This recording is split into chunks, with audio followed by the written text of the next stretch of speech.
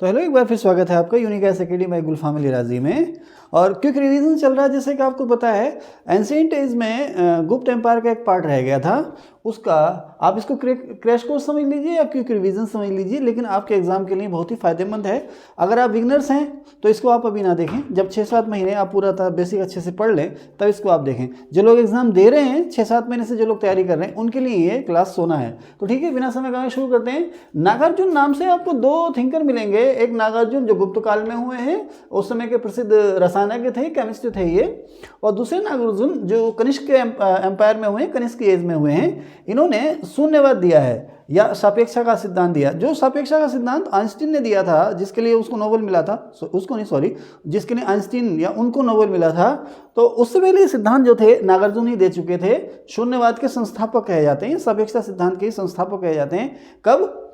कनिष्क के समय में, कुषाणों के समय में। आर्यभट्ट ने एक बुक लिखी है सूर्य सिद्धांत, जिसमें उन्होंने कहा कि इस ब्रह्मांड में जितने भी ग्रह उपग्रह चट्टानी पिंड हैं वो सब सूर्य के चारों ओर घूमते हैं। ठीक है ना, आर्यभट्ट ने। ठीक है, सबसे पहले ये बात किसने कही थी? अरस्तु ने। सूर्य केंद्रित विचारधारा सबसे पहले अरस्तु ने कही थी। आर्यभट्ट ने इसके सिद्धांत का समर्थन किया था। आर्यभट्ट जो थे अपने समय के महान गणितज्ञ भी थे और खगोलविद भी थे। इन्होंने आज भी पृथ्वी की भूमध्य रेखीय परिधि और परिधि का बिल्कुल सटीक अनुमान लगाया था। कालिदास ने अपने बहुत सारे ग्रंथ लिखे हैं, जिसमें अभिज्ञान शाकुंतलम इनका सबसे श्रेष्ठ नाटक है। अभिज्ञान शाकुंतलम कालिदास का सबसे श्रेष्ठ नाटक है, और इनका सबसे श्रेष्ठ महाकाव्य जो है वो मेघदूतम है। ठीक है, बाघभट्ट गुप्त काल में हुए, आयुर्वेद से जुड़े हुए ही इन्होंने एक फेमस ग्रंथ लिखा आयुर्वेद का, जिसका नाम है अष्टांग हृदय। भाष जो है वो भारत में पहले नाटककार माने जाते हैं, यानी कि पहले नाटक को किस तरह से लिखा जाता है, इसकी शुरुआत जो सबसे पहले की भास ने की। इनका फेमस नाटक है चारुदत्तम। ठीक है ना, जो कि बसंत सेना और चारुदत्त की प्रेम कथा पर आधारित है।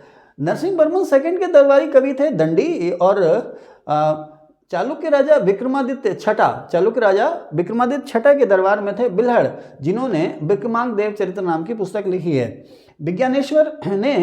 विज्ञानेश्वर ने याज्ञवल्क्य स्मृति पर टीका लिखी, जिसका नाम है मिताक्षरा। ये भी इसी के दरबारी थे। किसके? चालुक्य विक्रमादित्य छठे के।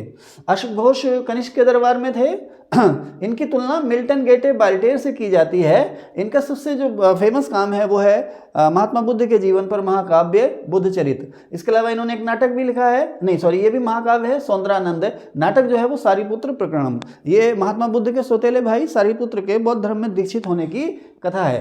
तो महाकाव्य कौन से? इनके सौंदरानंद और बुद्ध चरित्र। इसमें सबसे फेमस जो है वो बुद्ध चरित्र है, और सारिपुत्र प्रकरण जो है इनका नाटक है। 10 कुमार चरित्र जो लिखी है दंडी ने लिखी है। दंडी ने 10 कुमार चरित्र लिखी है, जो किसके दरबार में थे? नरसिंह वर्मन सेकंड के। हर्ष खुद भी एक नाटक था, जिसने नाटक लिखा रत्नावली। बाणभट्ट जो थे हर्ष के दरबार में थे, इन्होंने हर्ष के जीवन पर लिखी है हर्ष चरित्र। जीमूतवाहन गुप्त काल में हुए हैं, इन्होंने दायभाग नाम की किताब लिखी है। सॉरी, गुप्त काल में नहीं, गुप्त काल के बाद पाल वंश के समय में हुए हैं। ठीक है, वसुमित्र ने लिखी है महाविभाषा सूत्र।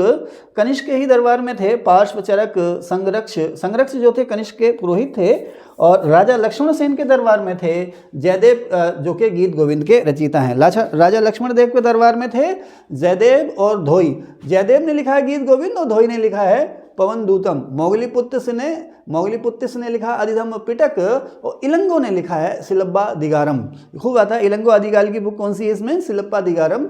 कंबन जो हैं इन्होंने दक्षिण की रामायण या तमिल रामायण जिसे कहते हैं, कंबन ने लिखी है, जिसे दक्षिण रामायण या तमिल रामायण कहते हैं। भोज जो हैं जाने जाते हैं सरस्वती कंठाभरण।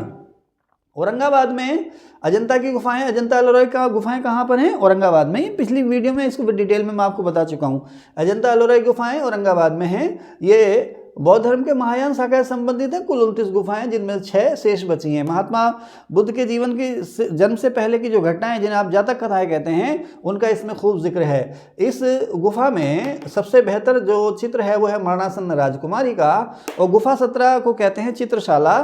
चित्रशाला जो है महात्मा बुद्ध के जीवन के प्रकरणों संबंधित इसमें चित्र हैं, और इस चित्र में सबसे प्रमुख चित्र कौन सा है? माता और शिशु का चित्र। ठीक है, एलोरा जो है धर्मनिरपेक्ष है। इसमें बौद्ध धर्म के अलावा जैन और हिंदू धर्म के चित्र भी आपको मिलेंगे। भीमबेटका की गुफाएं भारत में सबसे पुरानी गुफाएं हैं। बाकी गुफाएं ग्वालियर मध्य प्रदेश में हैं और मनुष्य के लौकिक जीवन पर आधारित हैं। कश्यप मदंग जो कि एक बौद्ध भिक्षु भी थे, इन्हें पहली सदी में कनिष्क ने चीन को भेजा था। होलियोडोरस शुंग काल में आए यूनानी थे और इन्होंने ब्राह्मण या वैष्णव धर्म अपनाया था और इन्हीं से संबंधित है गरुड़ स्तंभ बेसनगर में। बेसनगर कहाँ है? जिसका पुराना नाम विदिशा मध्य प्रदेश में। हेनसांग जो है भारत में आया, चीनी यात्री था, हर्ष के समय में आया। हर्ष के समय में तो ये उत्तर भारत में घुमा ही घुमा, साथ में साउथ इंडिया में गया। साउथ इंडिया में उस समय राज्य जो था पुलकेशिन सेकंड का था। पुलकेशिन सेकंड के दरबार में भी गया और कई दिन तक ये कांची में रहा। ठीक है ना। अब फाहियान देखिए, हेनसांग और फाहियान का आप तुलनात्मक अध्ययन करें तो हेनसांग जो है वो 630 से 644 यानी कि 7वीं सदी में भारत आया। फाहियान जो है वो 399 चौथी शताब्दी अंत हो चुकी थी, चौथी से 5वीं शताब्दी 399 से 424 एडी के समय में, यानी कि चौथी 5वीं सदी में आया। ध्यान रखना, हेनसांग 7वीं सदी में हेनसांग के समय में और दक्षिण भारत में पुलकेशिन सेकंड के दरबार में भी है, कांची में भी गया। और फाहियान किसके समय में आया? गुप्त काल में। इस समय भारत में जो राज था वो चंद्रगुप्त विक्रमादित्य का था। फाहियान ने किसी भी राजा का जिक्र नहीं किया, ध्यान रखना, लेकिन राजाओं की प्रशंसा खूब की है।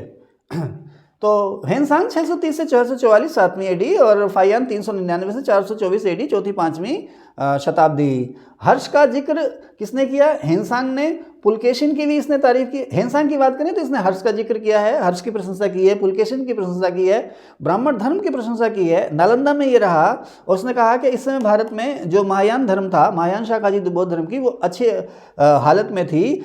हर्ष ने आपको बताया कन्नौज में, प्रयाग में बौद्ध क्या है वो कौन सी सभाएं कराता था? वो धर्म सभा या महामोक्ष परिषद।